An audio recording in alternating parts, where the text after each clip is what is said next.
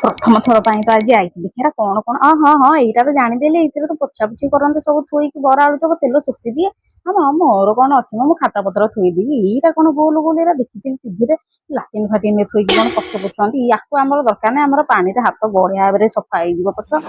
ଏଇଟା କଣ ଏଇ ରୁମାଲେ ମୁଁ ଯେତେବେଳେ ଦେଖୁଛି ସମସ୍ତେ ଖାଲି ଏଇ ରୁମାଲେ ପୋଛି ଚାଲୁଛନ୍ତି ଏଇଟା ତ ମୋର ମୁହଁ ପୋଛିଦେବି ଏତେ ସଫା ରୁମାଲେ ହେଇଛି। ବାଲୋ ମା କେତେ କାଚ ଗ୍ଲାସ ଓହୋ ଦେଖିଲା ଆଖି ଝଲସି ପଡୁଛି ହେଲେ ଏଇଟା କଣ ଛୋଟିଆଟା ଆମ ଗାଁରେ ତ ଏଇଟା ମିଳେନି ଏପର ପୁଣି ଏଇଟା ମୋ ଦିଦି କଣ ଗୋଟେ ଧରେଇ ଦଉଛି ଏତେ ଟଙ୍କା ଓହୋ ଏତେ ଟଙ୍କା ଏମିତି ଟାଉନ ମାନଙ୍କରେ ଏତେ ଟଙ୍କିଆ ଆଲୋ ଏଡେ ବିସ୍କୁଟ କେଡେ ବଡ ବିସ୍କୁଟ ଏଇଟା ମୋ ହାତରେ ଧରି ପାରୁନି ଏଇଟା ପାଟିରେ କେମିତି ପୁରା 5 ଟଙ୍କିଆ ବିସ୍କୁଟ ଦେଖି ମୁଁ କାବା। ଆଲୋ ଏଡେ କଲଭେଟ ଅଛି ଏଇଟା ଖାଇବ ନା ଏଇଟା ଦାନ୍ତରେ ଲଗେଇବ ଏଡେ କଲଭେଟ ଓହୋ ମୁଁ ତ ଏଇ 5 ଟଙ୍କିଆରେ 10 ଟଙ୍କା ଆଗକୁ ଯାଇନି।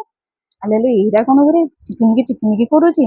ହେଲେ ହଁ ଲୋ ଏଇଟା ବଲ ଭଲ ବଢିଆ ବଲ ହେଇଛି ଯାହା ହଉ ଆଜି ଦିଦି ସହିତ ଆସିକି ଟିକେ ଖେଳିବାକୁ କହିଲା ବଢିଆ ହେଇଛି ହଁ ନେଇ ତ ପାରିବିନି 580 ତାକୁ ଏଇଥର 5 ଥର କୁଟି ଦେଲେ ଆମ ପଇସା ଉଠିଯିବ ଆଉ ହେଲା ଆଉ ଏତେ ଜିନିଷ କେତେ ଟଙ୍କା ବିଲ ହବ ଦବ ଏପଟେ ନହେଲେ ମୋ ଦିଦି ମତେ ଭଲରେ ଠେବି ଦେଖିଆ ଦିଦି ପଇସା